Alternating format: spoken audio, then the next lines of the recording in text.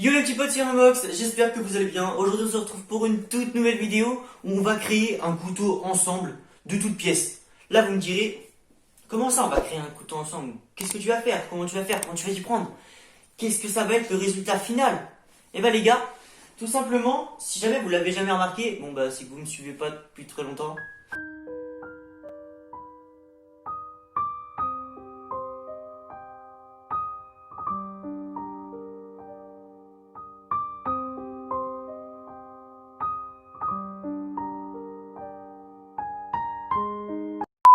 Parce que là les gars, on a les couteaux que j'ai fait. Là il y a une brosse à dents d'ailleurs. Là les gars, on a les couteaux que j'ai fait. Attendez. La moitié c'est moi qui les ai fait, donc je vais vous montrer ça.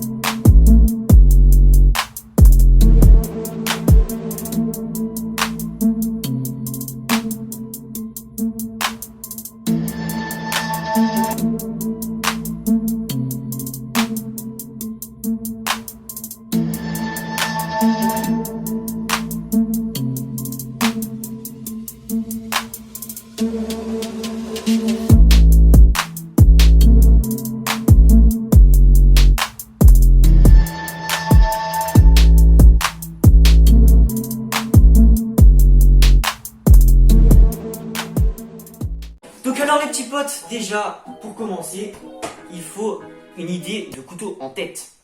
Donc moi les gars, je me suis intéressé vers une dague parce que c'est ce qui me manque dans mon décor. Comme vous pouvez le voir, il me manque clairement une dague. J'ai des gros couteaux, comme celui que je vous ai montré tout à l'heure, mais j'avais envie d'un couteau énorme. J'avais envie d'un couteau les gars. Le mec il se dit ouais, je dis lui c'est un boucher. J'avais envie d'un truc énorme et épuré avec une belle ligne, avec des belles coupes, un truc qui était bien travaillé, bien énervé.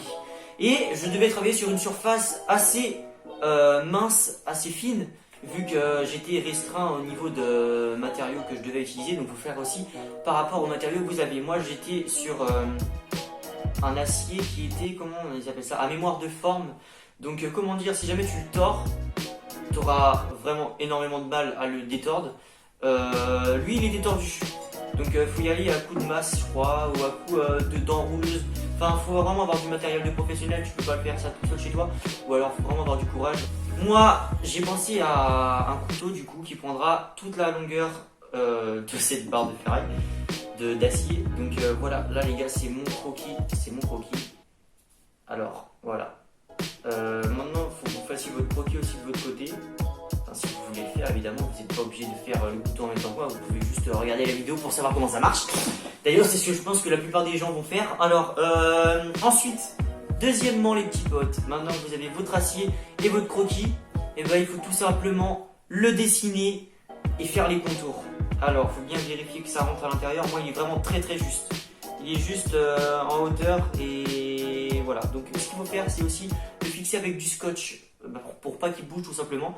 Donc là je vais aller chercher du scotch en bas les petits potes et on se rejoint tout de suite. Me voilà de retour. Alors là ce que vous allez faire c'est que vous allez couper des petites tranches bizarres, des petites coupes tout simplement pour pas déchirer votre croquis parce que moi j'aime bien garder mon dessin après et aussi pour pouvoir bien être précis au moment de faire le contour de votre couteau. Parce que si vous avez du scotch, logiquement vous ne pourrez pas écrire sur le scotch. Donc alors là, vérifie bien la longueur. Ensuite, t'appuies. Vous en mettez 3-4 comme ça.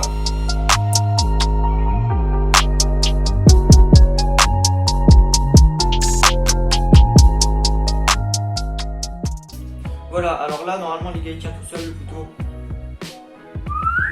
C'est un acier qui est très lourd les gars, je vous le dis maintenant, le Sip Shale il est vraiment très lourd, il va peser une bien. Alors voilà, comme vous pouvez le voir, là j'ai mis que 3 morceaux de scotch parce que je trouve pas ça utile d'en mettre plus pour l'instant. Alors là les gars, il faut surtout que vous preniez un crayon qui ne s'efface pas en contact de chaleur. Vous me direz pourquoi? C'est parce que quand on va utiliser la meuleuse, et ben ça risque de s'effacer. Donc là j'ai pris un crayon, tu sais les crayons qui, quand tu secoues ça fait tchac tchac dedans là. parce que je sais que ça tient. Et surtout les gars, faut pas se louper, parce que après c'est une merde à enlever. Donc je finis de faire le détour et on se retrouve tout de suite après.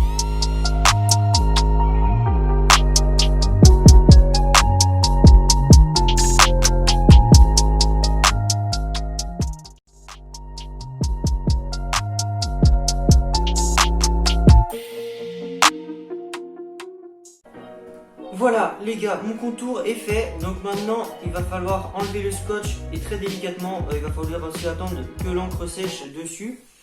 Alors là, ce que je vais faire, c'est que je vais prendre un cutter. Ce qui est bien les gars, c'est que quand t'as une collection couteau, t'as toujours un cutter ou une lame qui tranche sur toi. Donc là on va utiliser ça. Essayez de ne pas abîmer votre croquis. Donc comme vous avez pu le voir, moi ça fait très je l'ai abîmé. D'ailleurs je suis assez dégoûté. Mais bon, je préfère voir le couteau lui-même que le croquis. C'est quand même plus intéressant, je pense. Donc là, vous l'enlevez délicatement. Voilà. Et après, ce que vous allez faire, c'est que vous allez rejoindre les morceaux de scotch que vous n'avez pas après. Vous allez voir pourquoi. C'est toujours intéressant de faire le croquis en entier. Délicatement, délicatement. Hop là. Voilà. Allez, maintenant, on reprend le crayon et on fait les endroits qu'on a oublié de faire, enfin, qu'on n'a pas pu faire à cause du scotch. Là, là, et là. Donc, en fait, je suis en train de regarder un truc, les gars, c'est juste que là, je suis en train de me dire que la forme, elle me plaît pas vraiment. J'aime bien la forme de la lame. Ah ouais, j'ai oublié de faire ça. Ouais, parce que là aussi, il faut aussi que je fasse la délimitation du manche. Alors là, parce qu'on va mettre une pièce en laiton aussi. Alors le scotch, il était là. Donc là, c'est à peu près là, du coup. Je vais mettre une pièce en laiton, les gars. Voilà, comme ça. Ensuite... Là, le manche, je pense qu'on allait essayer de faire un truc du style. Là.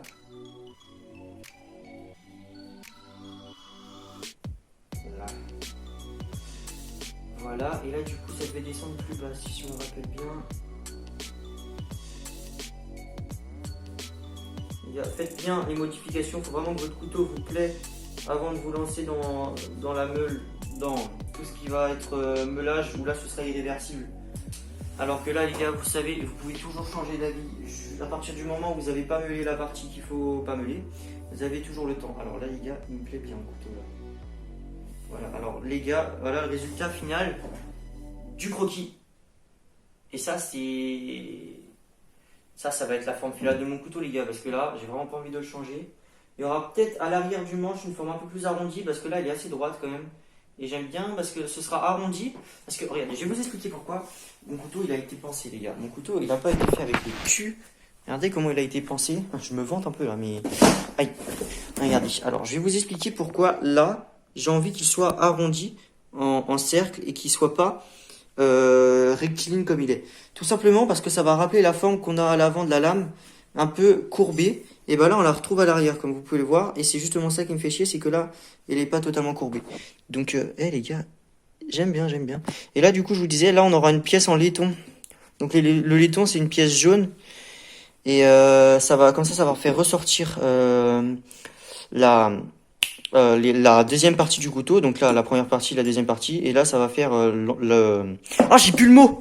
Le changement entre les deux. Wouh. Donc les gars, alors quand on l'aura en main, ça fera un truc comme ça. Hein. Ça fera un truc comme ça quand on l'aura en main. Donc quand je vous disais qu'il était grand et que c'était un truc de boucher, je me foutais pas de vos gueules. Donc voilà les gars, c'est la fin pour cette première partie. Si vous voulez la deuxième partie, elle sortira sûrement dans les semaines à venir. Je pense que les 3 épisodes seront sortis d'ici un mois à peu près, je pense. Ça dépend en fait de mon humeur, si jamais j'ai envie de les sortir ou pas. Tout simplement parce que les gars, en ce moment, j'ai repris les cours. Et oui, après 6 mois de cours, ça commence vraiment à fatiguer. Du coup, bah les gars, j'ai plus le temps que j'avais avant. Pendant le confinement, les gars, j'ai fait 3 couteaux, hein, clairement. J'ai fait aussi celui-là que je vous ai pas montré. Mais lui, il est pas fini. Mais il rase assez bien. Lui, tu vois, un truc ninja.